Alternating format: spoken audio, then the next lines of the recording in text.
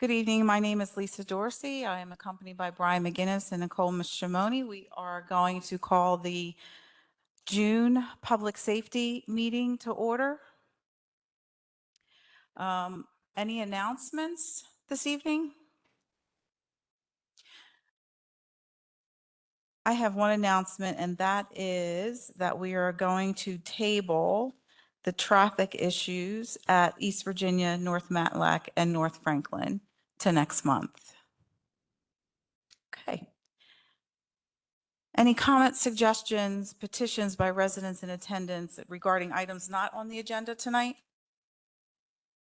Sure, you'd like to approach the podium, please? State your name. Thank you. My name is Ginny Kerslake, and I'm actually a resident of West Whiteland Township. But I came here tonight, and thank you for the opportunity to speak. I just wanted to make sure that something is on your radar. House bill that is in Harrisburg right now. It's HB 502. I'm not sure if you've heard about it. But in a nutshell, its purpose is to fast track energy projects of any type in Pennsylvania. And the way it does this is it would create a 7-member, unelected, very industry biased board that would have the authority within 90 days of a developer coming to them with an energy project to grant a certificate. And with this certificate in hand, their power generating or power storage facility would be exempt from all local zoning and ordinances. Any ordinance that would impede the construction or operation of this facility. So this bill usurps the authority of local government to determine where within their district this use is best suited. And it also takes away the ability to enact ordinances that are there to protect the health and safety and quality of life for the residents. HB 502 has been opposed by the, what do they call themselves? The Pennsylvania State Association of Boroughs, along with the Pennsylvania Association of Township Supervisors, the Association of County Commissioners. They have all submitted letters of opposition to this bill. The Borough Association gave testimony on Monday at a hearing before the House Committee, and I brought a copy of that with me for each of you. And so I guess what my suggestion is that you contact your state rep, which is Rep. Pielli. It's very important because he sits on the House Energy Committee and he'll be voting very soon on this. After you read it, if you oppose it, to make your voice heard, even though your association has. I can tell you that I was at the second day of hearings today in Harrisburg, and I spoke with Rep. Pielli as he was leaving. First of all, he was originally a co-sponsor of this bill, but once he read it, he removed his co-sponsorship. And after hearing testimony, he actually said to me today that he was no vote at this point. But it would be great for him to hear from this committee or the whole council.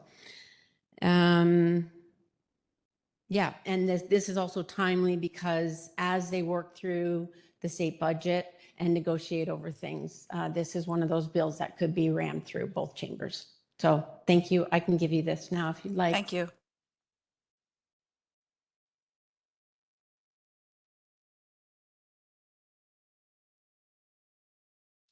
All right, you're going to have to go back to the mic to answer me, but I'll let you pass that. But I mean, where do you think, from what you're seeing, where do you think they're leaning on the vote for this? What do you think? Well, they have had a lot of opposition, especially from local government groups. There's over 24 environmental and community organizations have submitted a letter of opposition, but then you've got like the Marcellus Shale Coalition is supporting it. Building trades are supporting it. So they've had big voices saying, no, this is awful. And then there's even a question of the legality of this bill. Like, it's unconstitutional to go and take away this authority, especially for zoning and land use that has been granted to local government.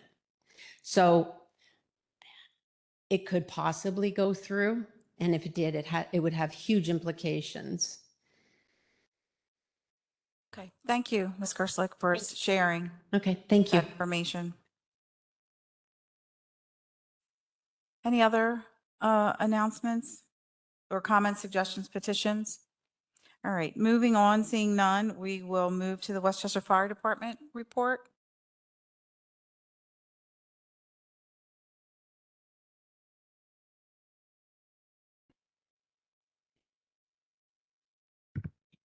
Good evening, Mark Scanlon, Fire Chief. In the month of May, the department responded to 154 incidents, with 70 being in Westchester Borough. This brings the 2025 total for the department to 683 responses. Notable incidents: May 2nd, there was a brush fire on Sunset Hollow Road. May 7th, there was a building fire on South High Street. May 8th, there was a vehicle fire. May 11th, there was also a vehicle fire. May 16th, the Department of Water Rescue Assets responded to 17 dispatched water rescues, which were all in the borough. Water rescues are one of the most dangerous responses that we do, and several rescues were made. May 16th, there was a reported building fire at Westchester University. It was found that a contractor struck an electrical line in one of the buildings. May 26th, there was a building fire in South Church Street. Crew arrived to find a fire in the kitchen, and which was quickly extinguished. There was an estimated $378,000 in total property loss, compared to a pre-incident value of $27 million for all responses in May. The department conducted 943 hours of training and 826 hours participating in additional activities such as staffing the station and physical fitness. Excuse me.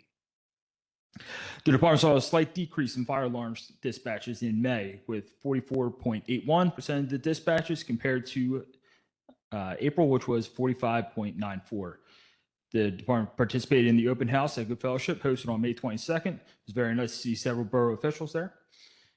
It was noticed during the Gate Street closure, several of the businesses were leaving their tables and chairs and umbrellas out overnight. We spoke to the appropriate people, and this has been addressed. And lastly, at the beginning of the year, I spoke about the department implementing mandatory physicals for all members. The department has had over half of the members go through the physicals with no medical issues found. Thank you, Chief Scanlon. Any questions from council? Thank you. Next on the agenda, we have the police report. Hello, James Gorman, Lieutenant with the Police Department. First thing I want to talk about is Paul Miller Law is going into effect. Quick background on Paul Miller Jr. He was killed in a car crash July 5th, 2010, at the age of 21 years old, coming back from or going home to Scranton. A distracted tractor trailer driver crossed the grass median and hit Miller's car. His mother vowed to change the law from that day on, and here we are, just a month shy of 15 years, and that law is going into effect. And the new changes for that would be no handheld devices while driving. That includes traffic lights and stop signs. There is a 12-month warning period in effect, which started on June 5th. There'll be a $50 fine after that. $50 fine after all costs and fees is a little over $200 ticket. The police department will be partnering with Chester County Highway Traffic Safety Project and PennDOT to educate drivers and make them aware of the new law. The next slide is our calls for service. Not much of an uptick in anything. If you look on that, we're pretty steady on those calls, with the exception of DUIs. We hosted a DUI checkpoint here in the borough on May 10th with neighboring police departments, and there were 10 DUI arrests on that. That's the uptick there. Next slide. That's the 10 DUI arrests. Mayor, I think the mayor's going to speak on this one. You want to speak on this?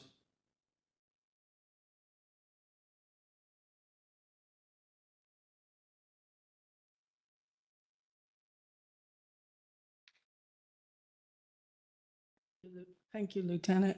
As you may know, it's been almost a year And we've been down 2 officers. So we have recently gone through the process of hiring 2 officers.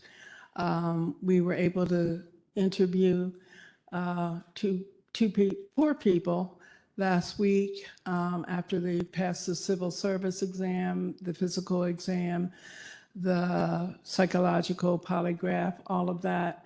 And were interviewed by myself, along with Chief Lee, along with Senator Carolyn Committa. We have 2 officers to bring to you next week. So wanted to be on consent for that. Thank you.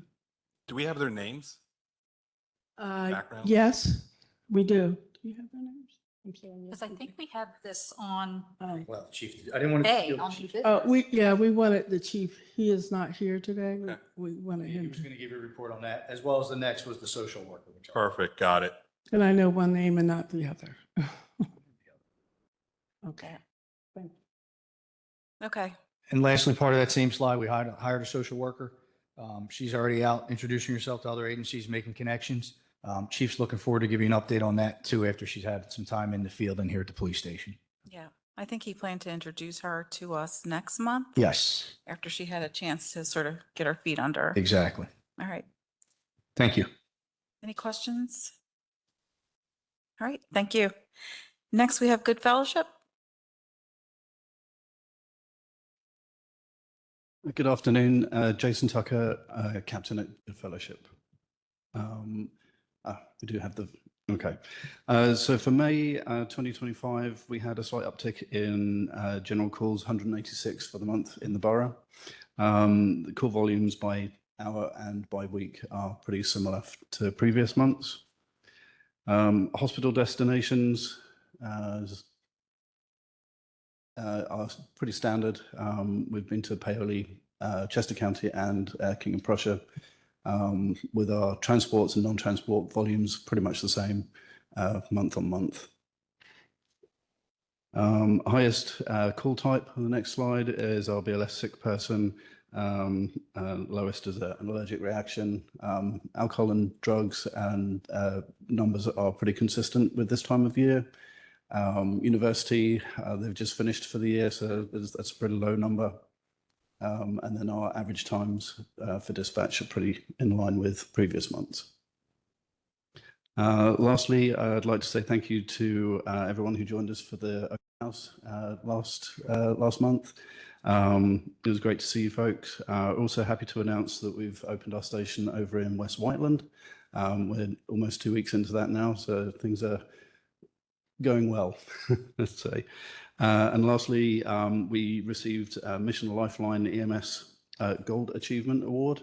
That's from the American Heart Association, alongside the Heart Attack and Stroke Honor Rolls. So that's accolades that have been given in recognition for the organization's collaborative relationship with hospitals and the crew's dedication to their care with the community.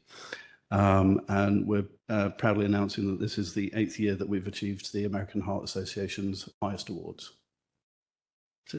Well, congratulations on that. That's 8th year. That's pretty significant. Pretty good. Great job. Yeah. Thank you very much. And I apologize for missing the open house for the last, I guess, 2 or 3 years. It's coincided with my client conference. So I'm Yep. typically out of town, but I always hear good reviews. This year was a very, very well attended, very busy event. It was good to see a lot of local people and community involved. I'm sad I couldn't make it, but keep up the good work. Thank you. Thank you. Any other questions or comments? Okay. All right. Moving on to old business, approving the May 2025 meeting minutes. Good. All right. New business. I think we just covered, but sorry, we just covered A. Motion to approve the candidates submitted by the mayor for hire as police officers. 2 candidates for hire, and you will present those at the working session next week.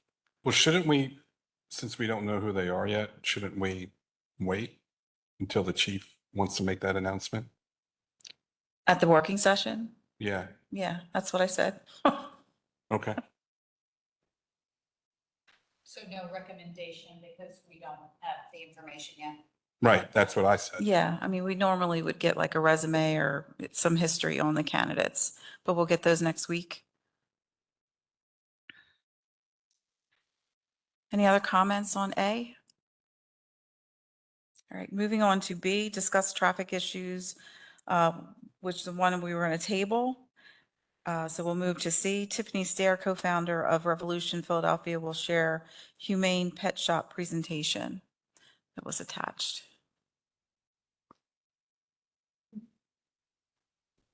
Hello. Good evening, council members. Thank you for the opportunity to speak tonight. My name is Tiffany Stair. I've had the privilege of living in Westchester for most of my life. I spent many years living in the borough, and today I work as a nurse with Penn Medicine, caring for the community's oncology patients. When I'm not working as a nurse, I work for the animals. I'm a co-founder of a animal rights organization. We're a nonprofit called Revolution Philadelphia. We focus on education, outreach, and policy change for animals. We are here tonight to advocate for humane legislation that would prohibit the sale of dogs, cats, and rabbits in pet stores within Westchester Borough. The legislation is urgently needed to help address the suffering caused by puppy mills, which is where most pet store puppies come from.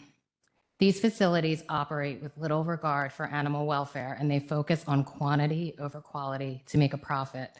And this contributes to a pipeline that capitalizes on cruelty and misleading sales tactics to draw in consumers. Ending retail sales of these animals is a meaningful step forward, and it ensures that Westchester stands on the side of compassion and responsible animal care. Tonight, you'll be briefly hearing from Ariel Lefkowitz of Humane World for Animals, who will walk you through the details of the legislation. And you'll also hear from Grace Herbert, president of Finding Shelter, who will speak about the current crisis facing animals in the puppy mill to pet store pipeline and the broader implications for our communities. Thank you.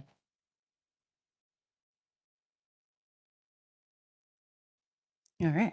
Hello and good evening. My name is Ariel Lefkowitz, and I am a Puppy Mills policy specialist with the Humane World for Animals, formerly known as the Humane Society of the United States.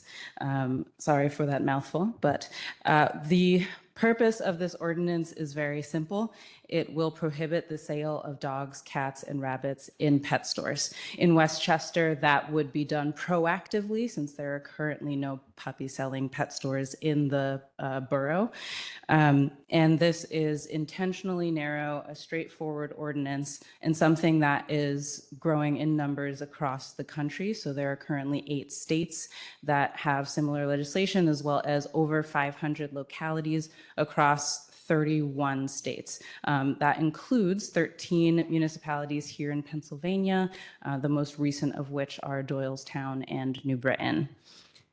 And so if we go to the next slide, this is just giving an example of the language of the ordinance and what it says. Again, intentionally narrow and straightforward. So residents will be able to get the pet of their choice from a local animal shelter or rescue. They can also seek out a pet from a responsible breeder who only ever sells directly to the public and is proud to show people where the pets and the mother and the puppies have been raised. New stores will also remain welcome in Westchester under this model, and as long as they are offering, pet services and products and not selling dogs or cats. In the next slide, it goes into the reason why we propose ordinances like this and support legislation like this. And that is because, unfortunately, most pet store puppies do come from puppy mills, which are inhumane commercial breeding facilities where the quality of life is put below making a profit.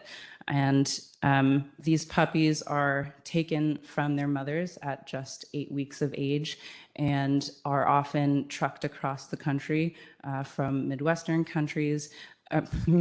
states, and brought to pet stores. So they have a sort of rough start to life because they are coming from inhumane conditions where dogs can be kept in cages that are no larger than 6 inches than their bodies. The mothers can be bred repeatedly until their bodies give out, and then they can be disposed of. Puppy mill stores in general produce a number of consumer protection and animal welfare risks, including sick puppies that are being sold to unsuspecting consumers, the misleading sales tactics that go into that, as well as predatory lending issues can happen when they offer third-party financing, and those interest rates can be jacked up as high as 150%. The next slide goes into the puppy mill to pet store pipeline. So the benefits that will occur to Westchester if you were to consider and enact an ordinance like this. So what our organization does apart from support policy is to do a lot of research on this issue. And so we collect inspection reports, certificates of veterinary inspections when those sales are happening from state to state.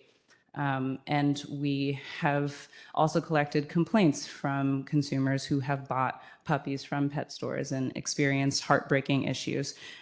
So what we know about Pennsylvania from these public records is that since 2021, there have been hundreds of puppies imported from Midwestern puppy mill breeders and then sold in pet stores in the state.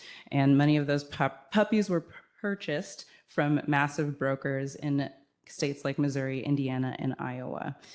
So without this ordinance, the pipeline, the puppy mill to pet store pipeline, is free to enter the city, and those bad actors could potentially come in and bring those issues with them. This is not just sort of an intra-state issue, though. There are, unfortunately, puppy mills and problem breeders here in Pennsylvania, and that is something that my friend Grace will be speaking on. Hello, thanks for having me tonight. I'm Grace Kelly Herbert. I'm president and co-founder of Finding Shelter Rescue. I live in Montgomery County, but my husband and I both grew up here in Westchester, so I feel right at just to bring you back a little bit to when I was growing up here, my first dog's name was Daisy, and she is the reason why I wanted to work with dogs. My family was very unsuspecting back in the early 90s, and we purchased her from a pet store on the corner of 926 and 202. Daisy didn't live quite 5 years. She had all kinds of behavior problems that we worked through as a family who knew nothing about dogs, but we learned. But she had serious medical issues, and she eventually died of a brain tumor when she was about 4.5. I was in high school or early college when she passed away. My sisters were in grade school and middle school, and they were devastated to lose their puppy the same way that I was. Fast forward a little bit to when I started to work, and I was working in Gennardi's in East Goshen one day, and this man came through with all these vegetables, and I said, "Were you making a big salad?" And he said, "No, I have animals, and we're actually looking for people to come work with us." And so they wanted me to take care of their exotic birds at their home in Westchester. And I worked there for months. And I didn't understand where the people were going to, what their full-time job was. And eventually, after a few months and after they trusted me, they invited me to their warehouse. Their warehouse was next to Jehovah's Witness and Brandywine SPCA. There's a pool place there now, I think. There were thousands of animals in that warehouse. They were the dealers who got from all the breeders around the United States, and they were the main suppliers of all of the Northeast pet stores for small animals, birds, reptiles, other kinds of exotics. And I got a view into the pet store world from that, which has now led me to where we have our animal rescue, and we do rescue mostly dogs, some cats, occasional chicken and cow. My husband always cringes because he's like, "What are you coming home from with from Lancaster County with today?" But for the past 15 years, I have rescued nearly 10,000 dogs, mostly from Lancaster County, a good portion from Chester County, York, Lebanon, Perry. I drive all over Pennsylvania to pick up these animals instead of them being destroyed and discarded inhumanely. We give them a second chance through our rescue and through our connections of network of rescue partners. And I have seen firsthand where the parents live, where the puppies are born, developing relationships with the breeders over the years. They have shared with me how they sell their animals, many through the internet, but there is a huge network of pet store suppliers. A lot of the pet stores in Pennsylvania do source from outside of the state because it's a lot harder to track where your puppy was born if they come from someplace that's too far away. But there are still some in Pennsylvania. I rescued a little Cavalier King Charles Spaniel last year, and I was told he was unsellable. And when I showed up, there were 2 dogs in rabbit hutches behind the garage, and they handed me this little puppy who had a grade 6 heart murmur. He had something called PDA, which was only able to be fixed through surgery that cost the rescue $6,000 to fix. But when they handed me the puppy's paperwork, the paperwork showed the breeder as the pet store owner, not as the actual breeder. So there's a huge problem with transparency and just outward lying with a lot of these pet stores who sell puppies. I've seen it with my own eyes. It's thousands of animals over the years. And that brings me to 2 weeks ago. And 2 weeks ago, I was handed a little tiny puppy. We named him Bert. He fit in my hand. He weighed 35 kigs, which is 0.77 pounds. Little miniature dachshund, 8 weeks old. I had him in my hand for about 20 minutes and noticed that he wasn't breathing right.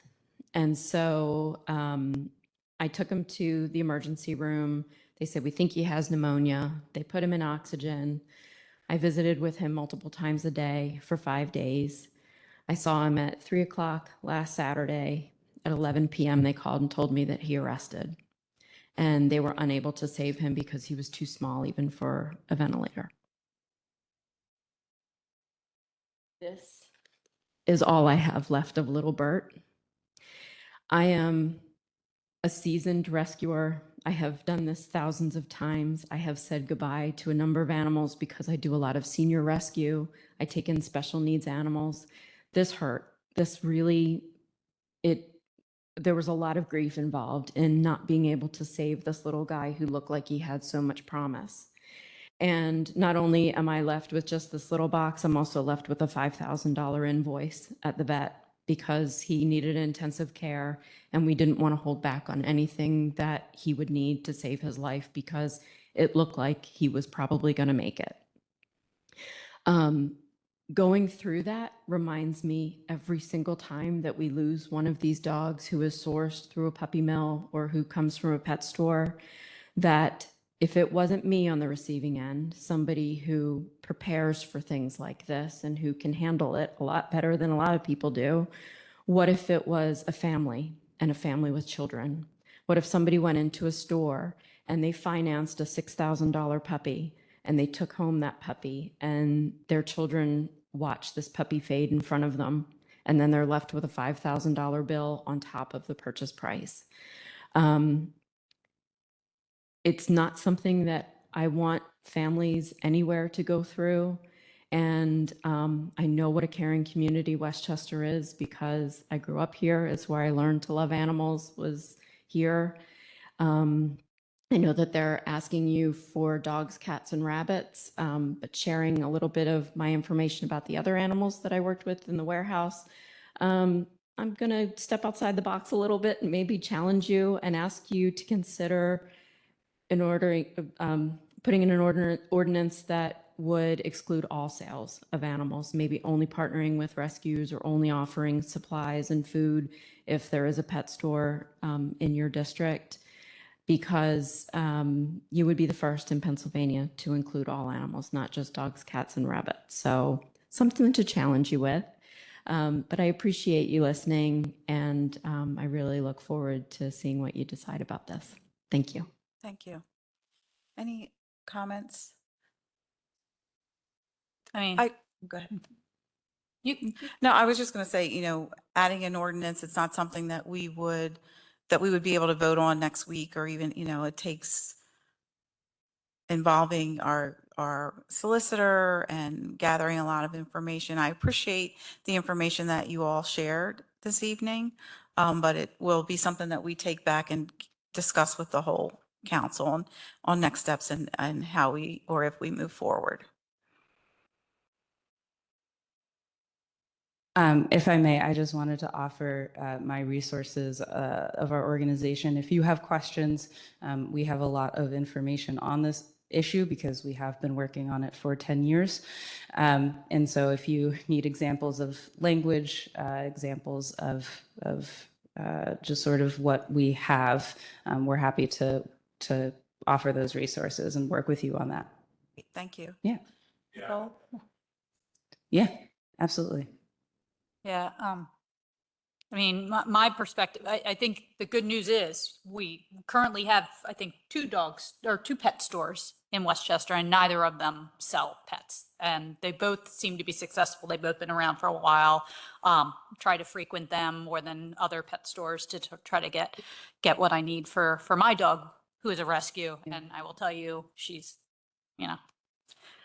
you made me almost want to cry. I mean, there's so many. I work with a rescue as well. And I know, we bring in dogs that have been the mothers, and we bring them in after the breeders don't want them anymore because they're not useful anymore. And it's heartbreaking because there are so many animals out there that are good animals that need care and will be loving animals. And you don't need to create this excess, in my opinion, when there are so many great animals out there.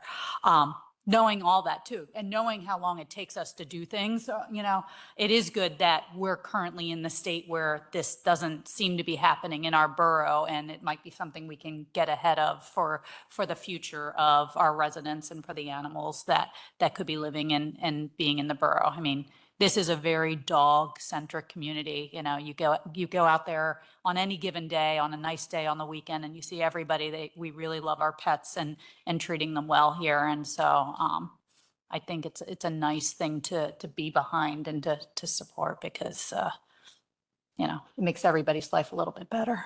Yeah. There are a lot of dogs in Westchester. A lot.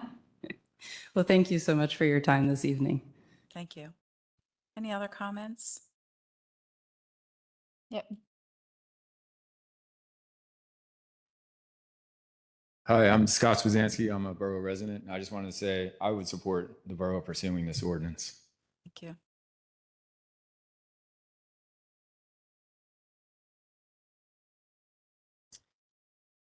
I'm Rosalie Zwazanski, and we live at 704 Hillside Drive in the borough. And obviously, I support this ordinance as well. We have 4 rescues, so we make up a big fraction of the dogs in this community, having 4. I think exactly what you said. I think it's important to get on top of this and pass this ordinance if possible, because then we're not allowing this pipeline to come in. And yes, we are excited. I was telling Tiffany that we do not have any sales of animals in the borough. And while we just don't want to create an opportunity for that to happen. So it would be wonderful to pass this ordinance. Thank you. Thank you. Any others? Okay, seeing none, we will move on to. So what will we do for next steps on this one? Like, do we reach out to Kristen or to try to understand? We would need the information from them if they already have the ordinance written. It was on one of the slides. And then from there, we could develop it. Ramsey. Kristen, Friday, like myself, with a presentation, and then she would leave about the standalone one. Something you're interested in. She said she. Perfect. Wow, we're like all behind it. Thanks, guys, for coming to us. All right, cool. So, all right, great. What? So we'll follow up with Kristen, Ramsey, Dana, and maybe you, Sean, on next steps. Thanks. Okay. D, motion to approve special events applications. We've got St. Agnes Feast of Assumption on August 10th. Yes, it's a reoccurring event. Actually, no borough services are required. But due to an activity that took place about a month and a half ago that was of similar ilk, that didn't get a special event application, that probably should have. And speaking with the police, we believe that these type of events, even though no borough services are required on paper, should be going through the special event application. Just for awareness in the event that police Yes. are needed. Thank you. And number 2, the Mount Carmel Kojic partnering with the mayor's office for a block party on July 19th. Yeah. The reason this, again, this is on here, we have a 60-day out window when applying for a special event application. This is a small block party. It doesn't require any borough services. There are some borough supplies that are needed for the event. It's very minimal in its size and scope. It is supported by the mayor's office. And after discussing with with the mayor's office, I think we should go ahead and move forward with it. Yeah, I don't see any concerns with block party. Yep. No. All right. Well, good. Thank you. Any other comments? All right. Moving on to other business. Seeing none, we will adjourn at 6:54.